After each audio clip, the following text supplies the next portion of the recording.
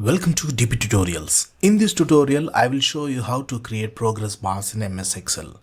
Start by organizing your data. For instance, let's say you have a list of tasks with their corresponding completion percentages like this.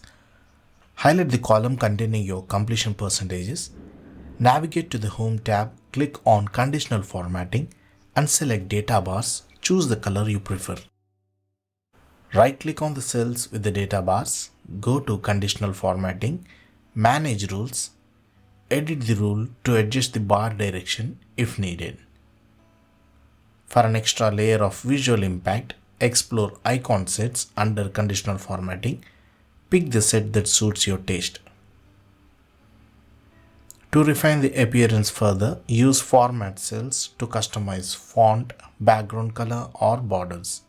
And there you have it.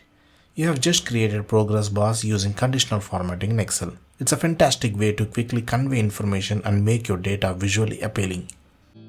If you found this video helpful, don't forget to give a thumbs up, share it with your colleagues and subscribe for more Excel tips and tricks. Thanks for watching and I will see you in the next video.